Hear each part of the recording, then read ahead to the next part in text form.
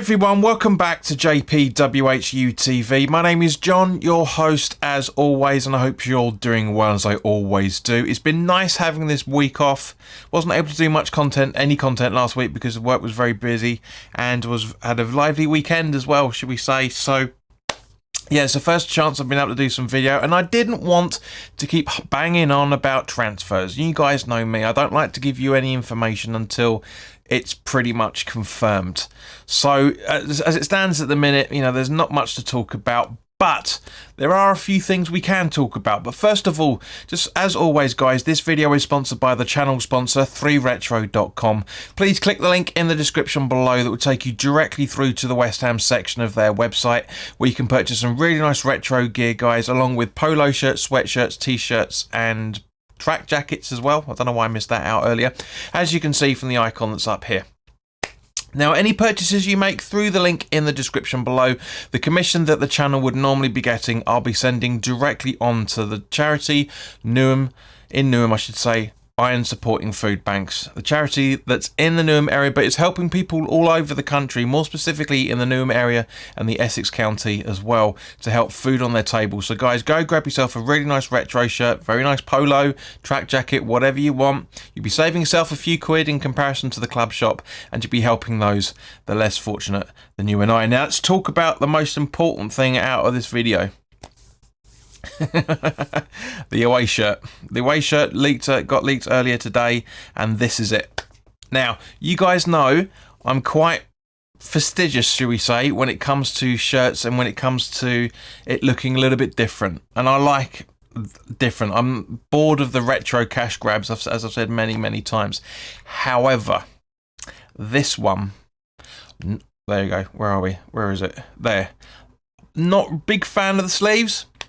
For those that have seen the actual picture, it looks like Bertie Bassett has made the sleeves by the looks of it. It looks like Licorice All Sorts to me. But overall, I kind of like that old school black, but I'm just not a big fan of this. I'm really not. That's poor. That really is awful. But having said that, guys, put your comments in the comment section below. Let me know what your thoughts are on it. Now, Sonny Perkins. Very interesting statement that went up by the club the other day, saying that they believe he's been tapped up, and the club will issue no further statement at this time. I'm not surprised in any shape or form from the usual reliable sources. He wanted a new contract with established Premier League player wages. Little bit of a swollen ego, possibly mismanaged by his agent as well, again, like it was with, to a degree, Joe Cole, Jermaine Defoe as well, for that matter. You know, people that have since come out and said they were misadvised by their agents. Is this going to be another story? We'll have to wait and see. Not surprised in any shape or form, but just wanted to very quick shout out to Jules Vendanga, or Vendanga, I think you pronounce that, who subscribed to the channel about a week ago. Thank you very much. We're on 2,111 subscribers at the time of this recording. So guys, if you're enjoying the content, then by all means, please do hit the subscribe button and hit the notification bell. If you're new to the channel, please do the same thing. But I won't harp on about it because I don't like to keep doing it all the time. It's repetitive, it's boring. You guys make your own decisions at the end of the day. But what I want to try and do is I want to bring you guys a little bit different information that everybody else is talking about. Obviously, Sonny Perkins, yeah. Now, you guys will remember a couple of years ago when the story originally broke, we talked about it, and it's coming around again, and it's going to be properly introduced into the Premier League and into the Championship with this coming season. Safe standing. I think this is a brilliant idea. As always, guys, for anything we're talking about, comments in the section below, guys.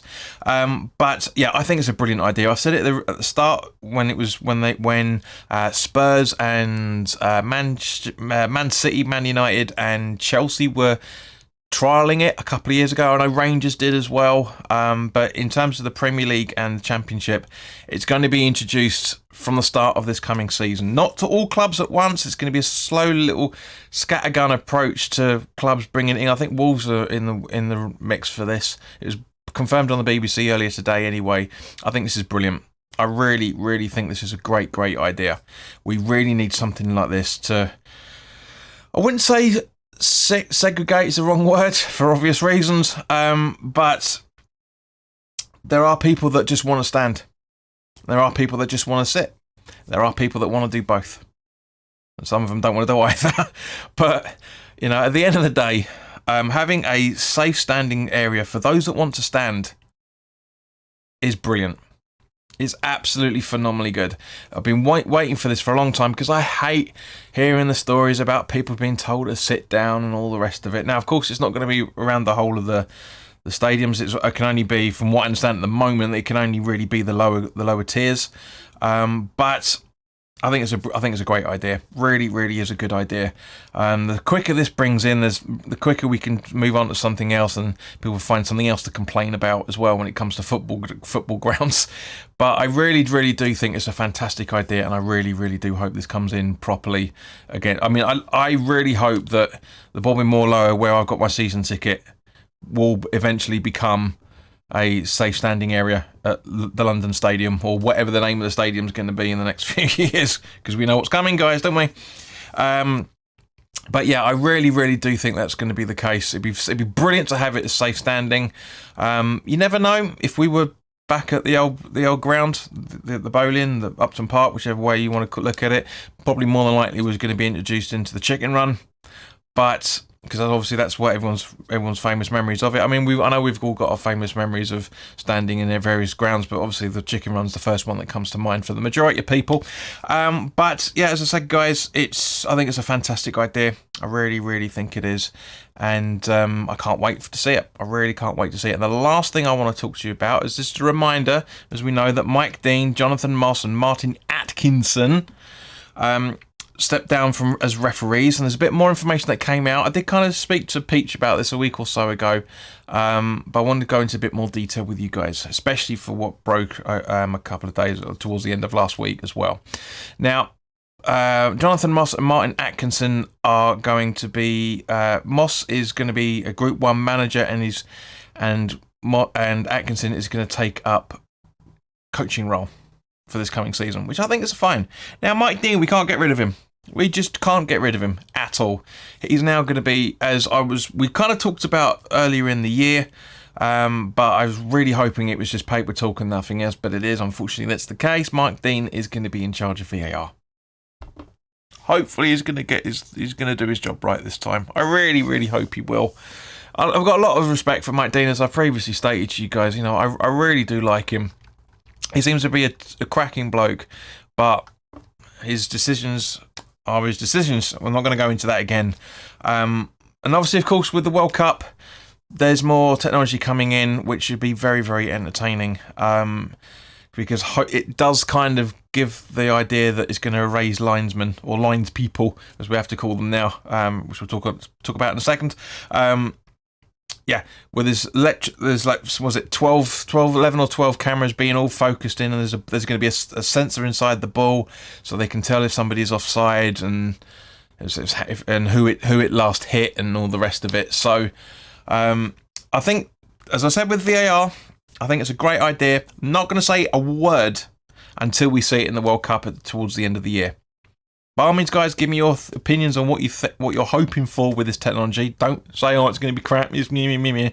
Don't do that. I don't want you guys to say that. I want you guys to give objective thoughts, and I mean thoughts, on what you're hoping for with this technology at the World Cup. Of course, I'll certainly do my best to do the watch-alongs for the England World Cup games as well, as always. So keep an eye out for that. But there are new, as you would have seen from the thumbnail, there are new referees to replace the outgoing 3. There's 4 coming in and out. 3. Technically, there's 3 coming in, because one of them is going to be on the sidelines, and I think you can pretty much guess who it is, but we'll talk about it in a second.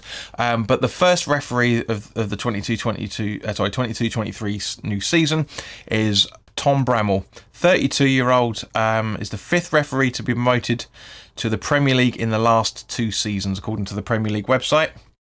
Bramall registered with Sheffield and Hallamshire. Was it Hallamshire? Yeah, Hallamshire FA has been operating as an official in the EFL since the 14-15 season, and while he was the man in the middle for the season's FA Trophy final. If anybody watched it, comments in the section. I have no clue. Now, Natalie Aspinall, I think you pronounce that, or Aspinall, maybe, I don't know, arrives at the highest level of English football, boasting referee experience both domestically and internationally, including at a Women's World Cup. Fantastic.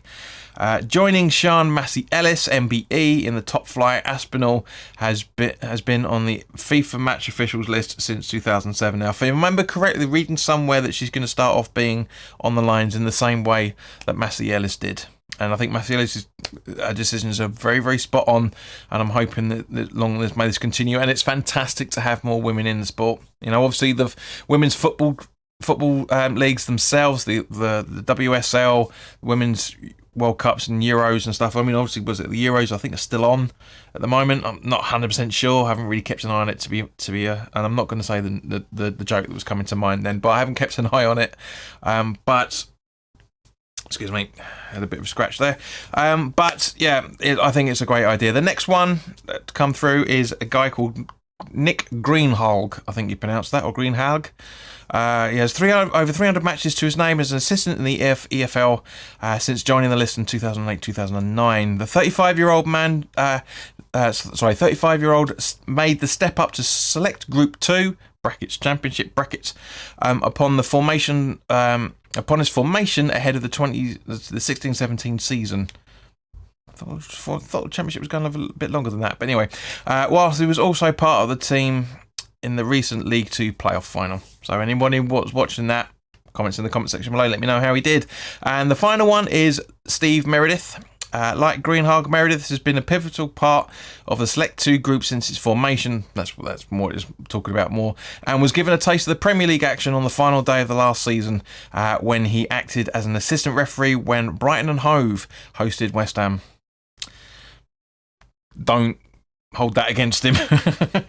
He joined the EFL list prior to the 2012-2013 campaign and has had a great experience with over 250 games to his name in the three divisions. So fantastic, and it just goes on about Mike Riley's quotes and all the rest of it.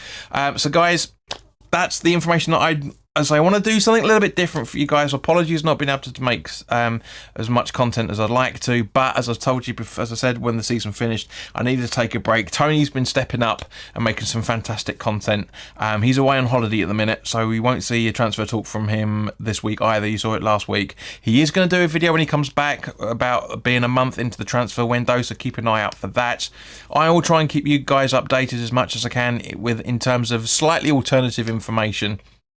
But of course, if any deal looks likely, then I will point you guys out about it. Hence, not talking about the Dan Juma stuff, because that's for another time. Anyway, I might do a roundup and talk about those stupid rumours that we get, because you guys might have seen a very, very funny photo that's floating around at the minute with a mock-up of a Panini sticker album of the 22-23 West Ham targets, over only 2,539, I think it is, stickers to collect. Crack me up, it was brilliant. But anyway, guys, put your comments in the comment section below at any point in this video to let me know what your thoughts are on what we've talked about. As I say, if you're new to the channel, please do subscribe, and I will see you very, very soon. We're gonna have a cracking hot week this week, so look after yourselves. Make sure you get a lot of water, as much suntan as lotion as possible. If you've seen Tom Affers and Specky Becky's tweets, then you'll know why I'm saying that. But yeah, I hope you guys, if you guys are watching this, I hope you guys are all keeping well and having a great holiday. But in the meantime, guys, look after yourselves, and I'll see you very, very soon. All the best.